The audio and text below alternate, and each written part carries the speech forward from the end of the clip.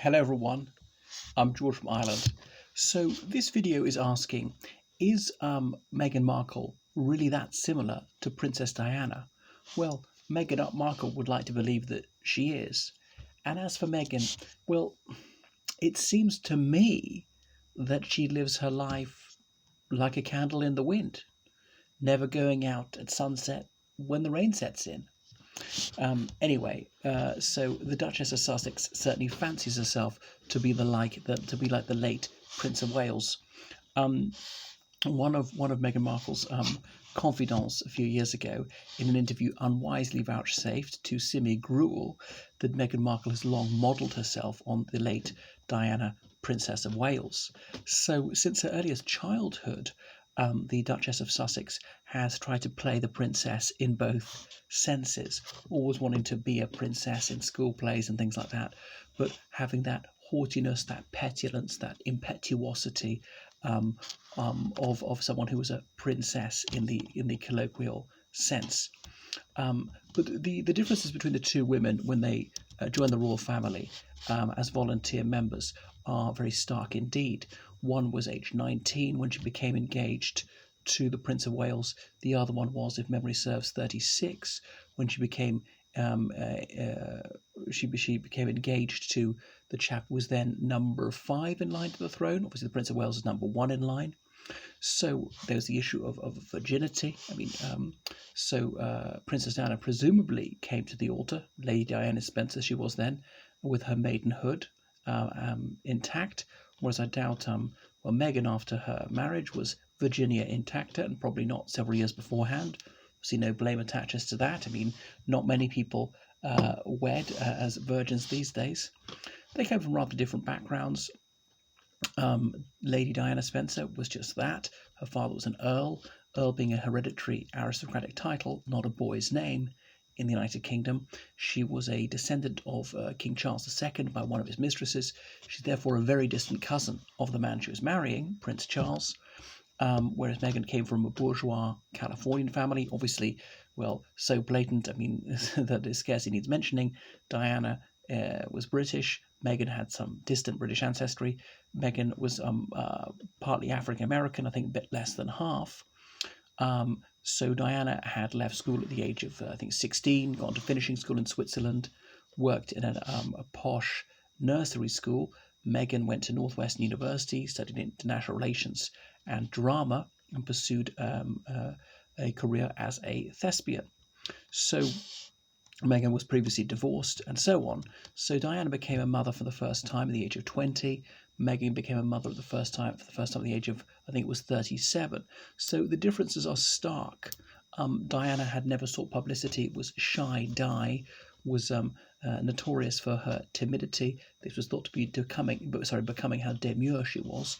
Whereas Meghan was feisty, she made love to the camera, she relished publicity, and she was trying to hang out with with celebrities, was an eager social climber. I mean, maybe that's not a bad thing if you come from an ordinary background but want to mix with people who are wealthier to rise in the world. Okay, perhaps that's vaulting ambition and shouldn't be held against her. So there are many differences between them beyond the blatant ones. For example, Princess Diana, as she then was, maintained cordial relations with Fergie, that's Sarah Ferguson, who's married to Prince Andrew, so her brother-in-law's wife. Whereas who's in the equivalent position?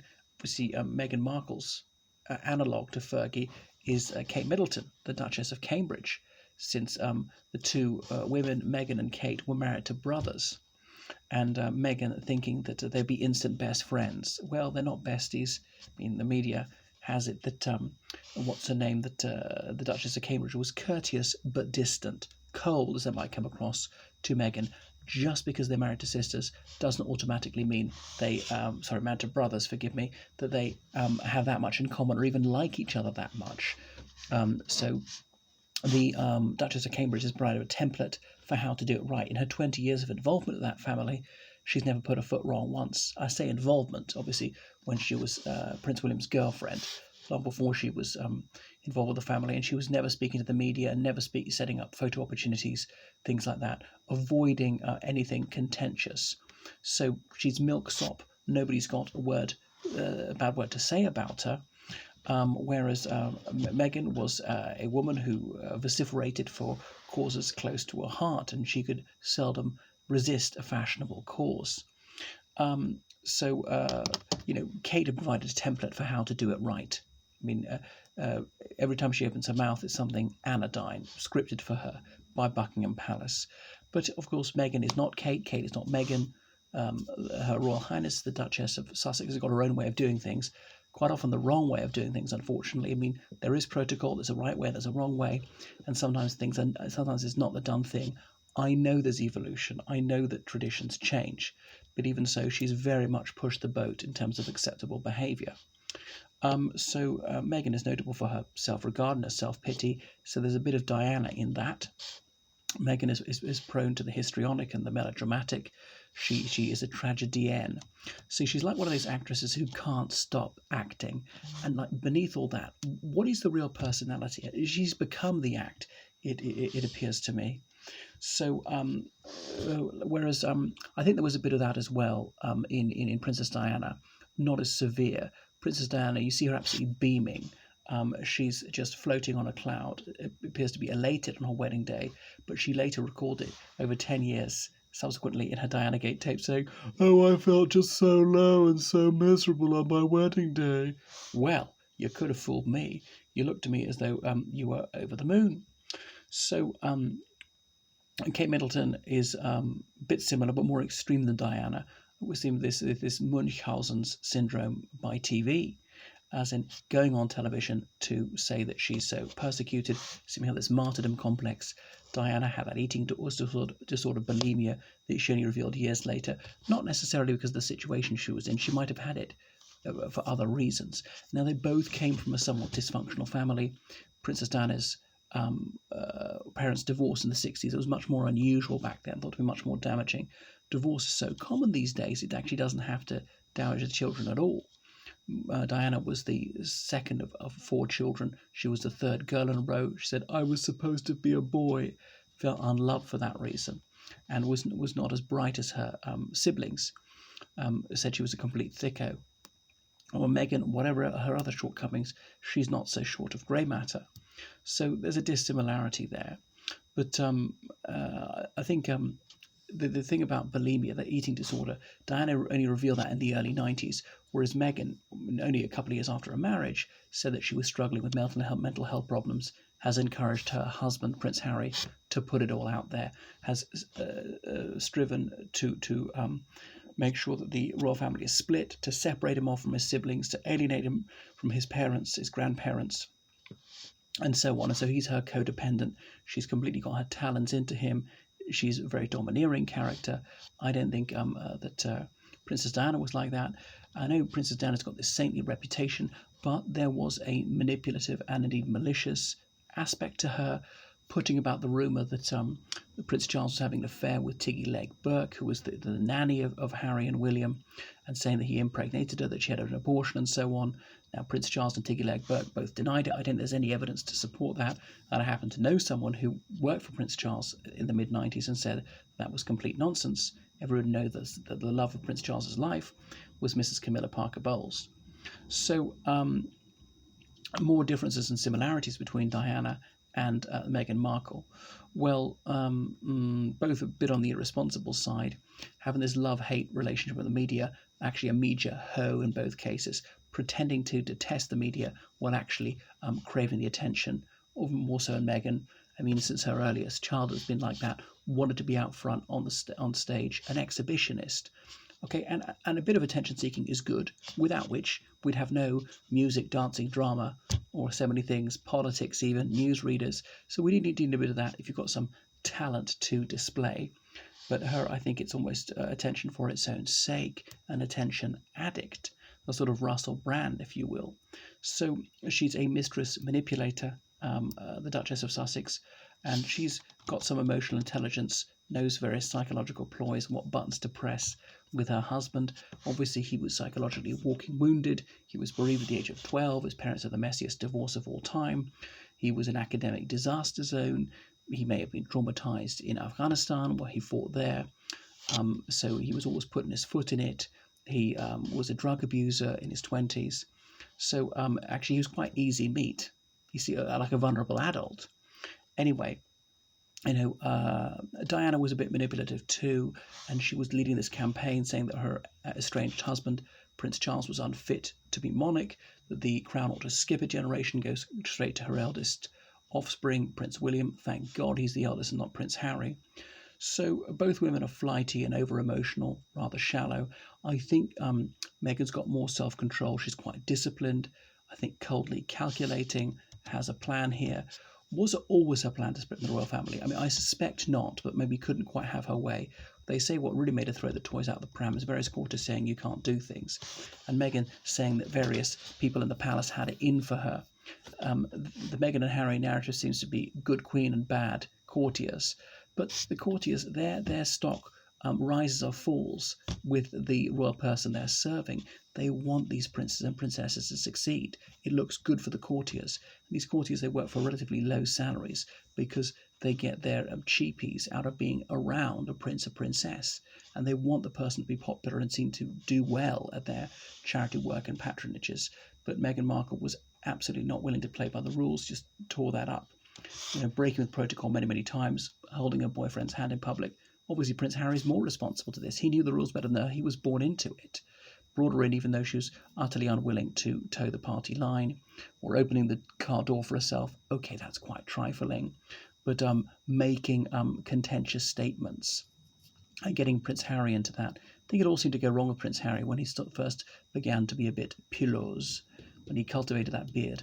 Why on earth was he given permission to wear a beard whilst he was in army uniform? They only get that if they're a Sikh or there's some sort of medical exemption because of a dermatological condition making them unable to shave. So both women, Diana and Meghan, they gave tell-all interviews, but Diana only did it as a riposte against her husband, Prince Charles, who did it first, who obliquely confessed to committing adultery. But it was perhaps a big mistake of Diana to do that. And she asked one of her drivers, what do you think of it? Do you want to know? He was saying, do you really, really want to know? And she did. Therefore, he told her something that she found unwelcome, and she never spoke to him again because she couldn't take it. A bit like Meghan, cannot tolerate it when comments are not entirely laudatory, considers adulation to be no more than her due, demands an uncritical press, and can't abide it when the press says things that she finds disobliging. That man said to her, in your silence was your strength, and you've ruined it now. You seem to be the innocent party, and now you've also confessed to adultery. So both these women are rather intolerant of dissent, have ideas about themselves, very conceited. So Meghan seems to believe there ought to be a lèse-majesté law, like getting her mercenaries like Gail King to go out and saying, oh, the Queen didn't tell the press not to do it.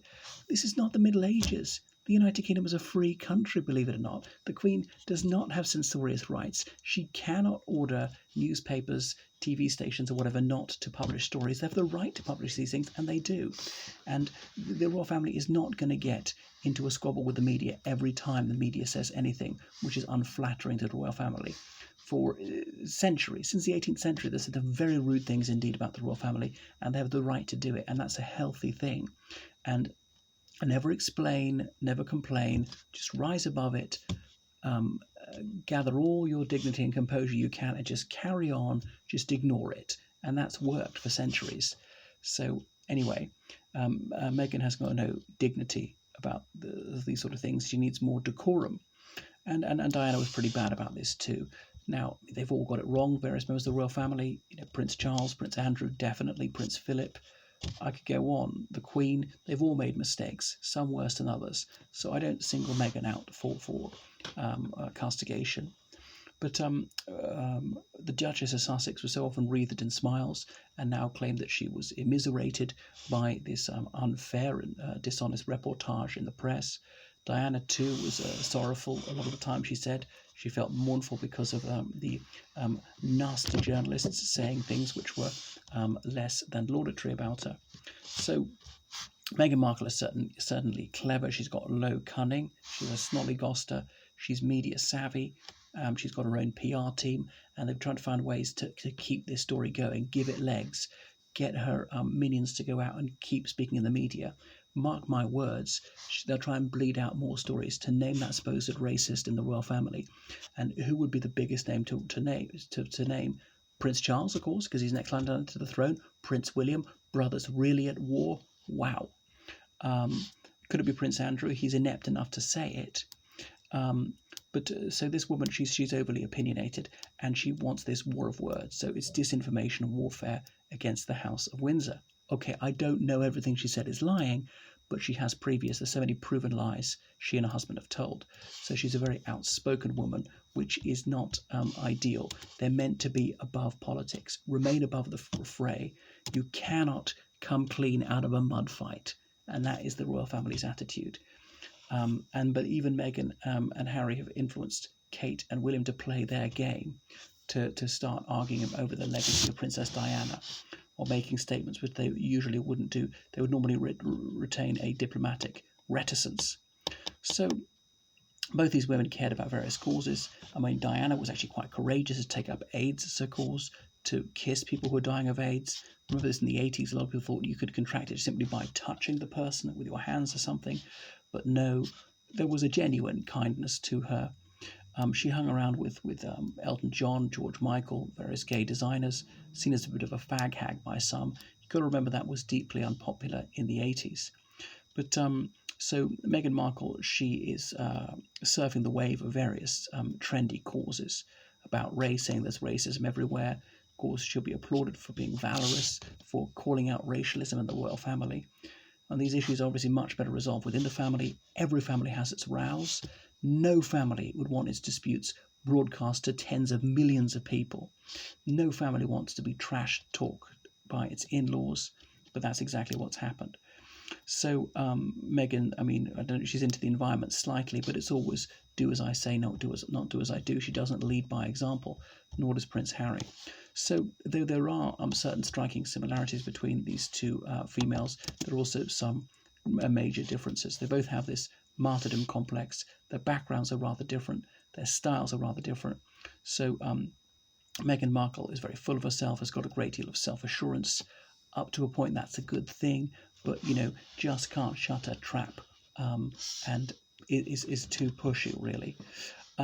So she's certainly got her husband wrapped around her little finger, so she's split him off from his family.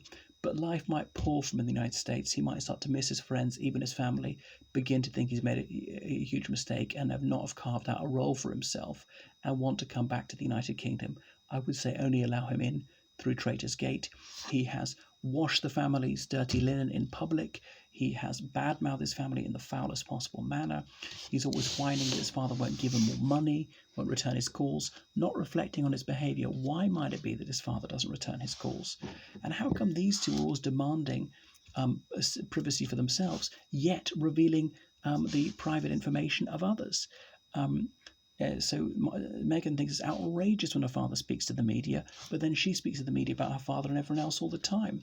And, Harry revealing what he supposedly said in phone calls to his family recently, and yet these two think it's appalling when anyone reveals the content of private emails and texts. So they are grossly hypocritical, utterly illogical. Only someone as asinine as Prince Harry could think that if you want privacy, you should go on Oprah. So that is my penny's worth about their Royal Highnesses. I know they don't use the HRH handle, but they do have it. The Duke and Duchess of Sussex, two people whom I loathe most heartily. So please donate to my channel on PayPal, georgecallahan79@gmail.com. Callahan spelt CALLAGHAN. Follow me on Twitter and Instagram, on Facebook. Book online lessons within history, politics, religious studies, citizenship, French, law, geography, English language, English literature in GCSE, A-level, international baccalaureate, common entrance, interview practice, elocution lessons, debating, things like that. I'm a tour guide in Londinium whenever tourism reopens. Toodaloo.